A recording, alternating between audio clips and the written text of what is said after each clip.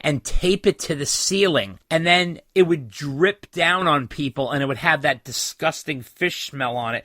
She said they were like obsessed with this. But what happens with this, all this craziness, and Greg explained this, they were like running a tab. It was almost like going to a restaurant and ordering drinks and food, and then finally the bill comes. All of the going on tour and going to these hotels and doing all this stuff, the record company was paying for everything. But then at the end, they owed all this money back to the record company for all this debauchery. So it was almost like a tab that they kept running, which was absolutely crazy, which is why they kept making albums and touring and making albums to, like, you know, pay for, you know, what they owed the record company back, which it was really crazy. It was interesting, but they explained that as a kid, because Dave had these physical ailments, that they felt it kind of pent up a lot of his energy, and that's also why he exploded on stage all the time. And Mark Weiss was always joking around saying, literally, Dave went on stage and you could see his crotch package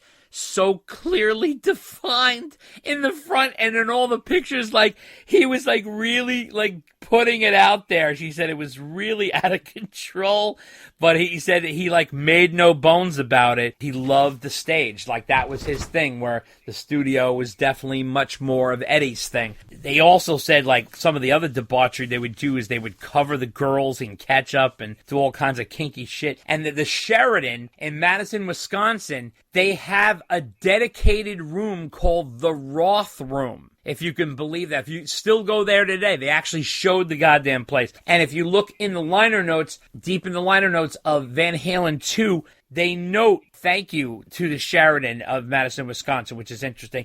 They also said that Ozzy was not the greatest influence on the band because he got them into coke, which they called Krell.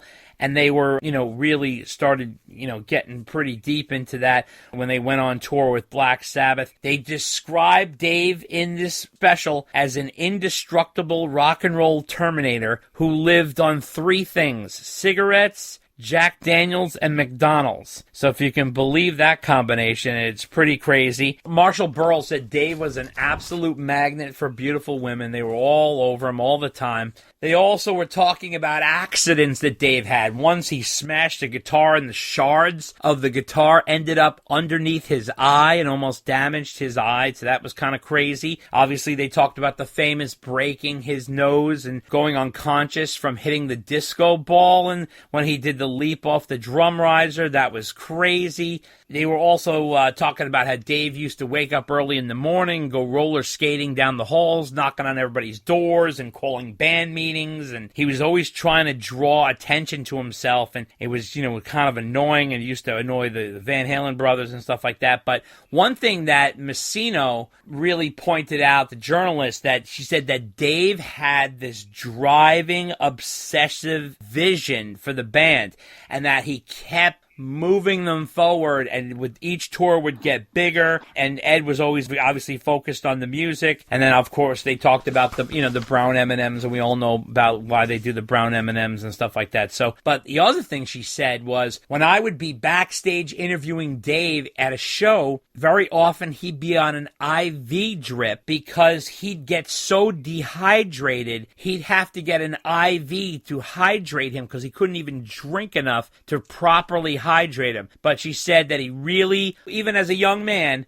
had tons of pain in his hips and his knees and his legs and his feet, but he would never let anybody know about it because he would always like tend to it himself. But he did get isolated by coke, weed, and alcohol, and that was kind of crazy. And Messino said when Ed married Val, what pissed Dave off, and they talk about a moment that he fucking lost it like hard. They said he got so resentful that it took the attention off of him. He resented it because he was the face of Van Halen, and that Ed was getting more and more attention, not only in the rock and roll press by winning all the, you know, magazine awards as the greatest guitarist, and of course he's a musical genius, so therefore he's getting that kind of attention. Okay, I think he dealt with that to some level because obviously he couldn't play guitar. However, when he crossed over and became Val's husband, and they became like a Hollywood power couple, he went fucking crazy. And they said it was interesting because it was twofold. Ed was getting this massive amount of press. And if anybody remembers when they got married, Valerie was obviously a big sitcom star at the time on One Day at a Time. And Eddie was in Van Halen. Physically, they were a very cute, adorable couple. So, all the magazines like People and Us Magazine, all that shit, they would be like all over these two because they were like a cute couple. Like when Brad and Jennifer Aniston were running around, like back in the 90s or whatever the fuck, they were like one of those couples. And that drove Dave crazy because Ed was getting all this press. But in addition to that, they said that it got Dave so crazy because he didn't have Ed's attention. He was almost like jealous, obviously not from a romantic standpoint because he's not romantically related to Ed, but because he's so personally connected to Ed, he felt like Ed was going to lose focus for the band and he wanted him to be like married to the band. That was just sort of his thought process in Van Halen, and that's when really things started to break down. People talk all the time about, Dave going solo and the movie and all this shit, but a lot of people are saying this, and the pinnacle point that I was mentioning is they said it got so bad one night that he trashed his hotel room and got really physically violent that the security had to wrap Dave in a straitjacket to calm him down. Then it started to break down around Diver Down. They literally skipped Diver Down. They don't even discuss Diver Down. It was really odd because Diver Down is sort of a big part of the story, and they didn't get into that. They skipped over that, and then they went to the US Festival, say the biggest concert of their career, and they went into Jump, being this kind of crossover song, which it was, but they called it a mix of pop, new wave, and metal, which is bizarre because Jump is not metal, Jump is not new wave, it's certainly pop, but it's more of a pop rock song. So they started getting these weird facts wrong, and it was really kind of strange. So then Greg was talking about in the 1984 tour, even though it was like the biggest tour they ever did and it was a massive stage, he said the guys were so far apart from each other on the stage. It's like they were trying to separate themselves from each other and that each doing solos, and there was so much time that they weren't together on stage. It was a little strange. But this is where it got really strange. Now, when we get into the Crazy from the Heat era, he talks about how Dave played this demo tape for Ed in August of 1984 when they were going to the Monsters of Rock thing in England, and that Dave released the EP against Eddie's wishes, which I don't think was the case. I think Eddie wasn't happy about it, but it's not like... And then they say, right on television, Dave, Eddie fires David Lee Roth. I was literally like, whoa. This is where everything, although they really did a nice job up to this point, it started to completely unravel. And I was like, you have got to be fucking kidding me. I couldn't believe they were like saying, like, Eddie fires David Lee Roth and replaces him with Sammy Hagar. Then, this is the best. Then they jump to 1988. And I'm like, wait a second. What the fuck? They don't even talk about the movie. They don't talk about Eat 'Em and Smile. Then they were like, oh, he can prove his solo success with Just Like Paradise. And I was just like, Just Like Paradise. And then he did 146 dates on the Skyscraper World Tour, and they would call him the ultimate show poodle, and they showed him flying above the crowd on the surfboard, and then grunge came in. Oh, and here comes grunge. And they're like talking about how grunge crushed him and this and that. And then this is the best. So this is where it gets crazy, where they take their own narrative and they start taking pieces of Dave's story and they start painting their own narrative with it, like, then Dave fell on hard times, and he moved to New York City and became an EMT. And I'm like, wait a second. He moved to New York City to become an EMT. Yeah. It wasn't like the guy was destitute and now he's working as an EMT guy. Like, that was something he wanted to do. Right, but they made it sound like that was the only job. They made it sound like, oh, Dave fell on hard times and found himself living in New York City as an EMT worker. And I'm like, oh, dude, come on. Then this is what gets crazy. this girl, Karen Bernstein, who is a model / singer-songwriter, she's like, and then Karen Bernstein, who met David Lee Roth at a Saturday Night Live after party, hooked up and they lived together in the Plaza Hotel. And I'm like, first of all, you can't say he fell on hard times living in New York City and you're saying he's living at the Plaza Hotel. Like, what the fuck are you talking about? Like, right then and there, he was staying in the Tina Turner and Mick Jagger suite.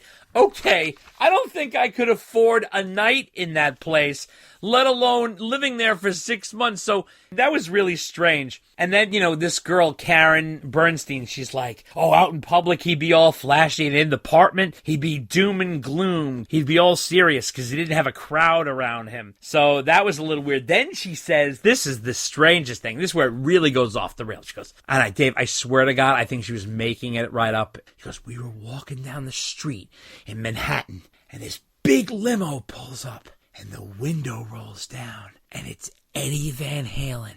And he looks into Dave's eyes, and Dave looks back, and then he rolled up the window and drove away. And I was like, are you fucking... honest to God, I don't know how they could actually have put this on television. I was like, are you fucking kidding me with this? So that was absolutely ridiculous. And there's one line that Dave says that I think sums up their relationship. And here's the clip.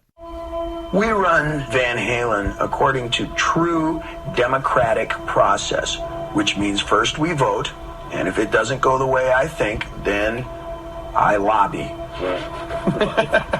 And I buy votes, and then we vote again on how every single phase of the band is going to be done, how the album's going to sound like, what's the album cover going to be like, should you or should you not wear those shoes on stage, and everything, of course, is a career-breaking decision with Van Halen. Every decision has to be of major importance. The whole thing functions on argument.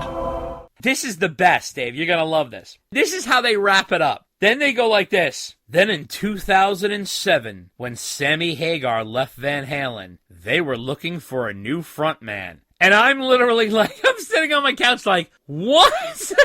He left in 1996. They did the whole Gary Sharon thing. They tried to reunite with Dave. They fucking had a reunion with Sam. 2007, Sammy Hagar left the band.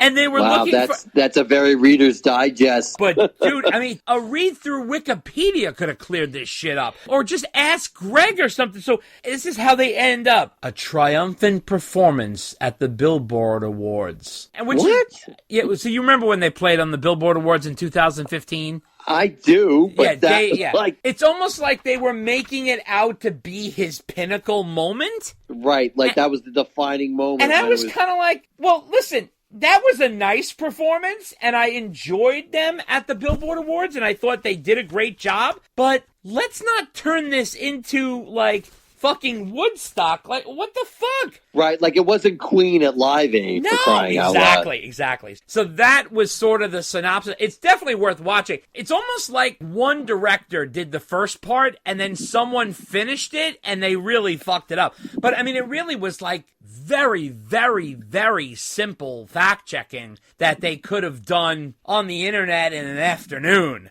It was really crazy. So that was sort of the gist of it. Not a lot of mention of his solo career. It was mainly focused on Van Halen and then some personal stuff, but it was interesting for sure. And I did learn some stuff, so that was kind of cool.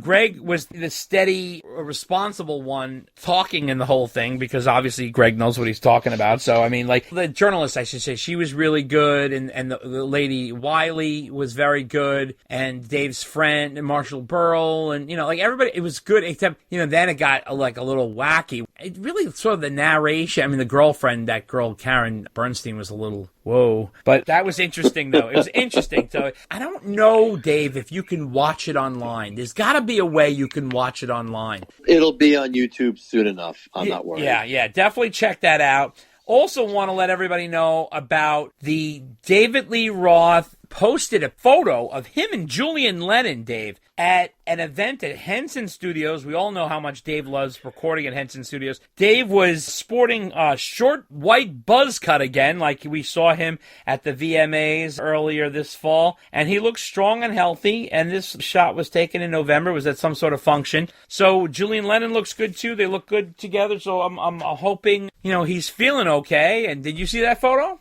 I did, and I think he's feeling just fine. There was some event there, and there were a couple of other pictures floating around with him with some other people there, too. Yeah. He throws out like a little breadcrumbs, and people think like, oh, well, this is the end. He must be a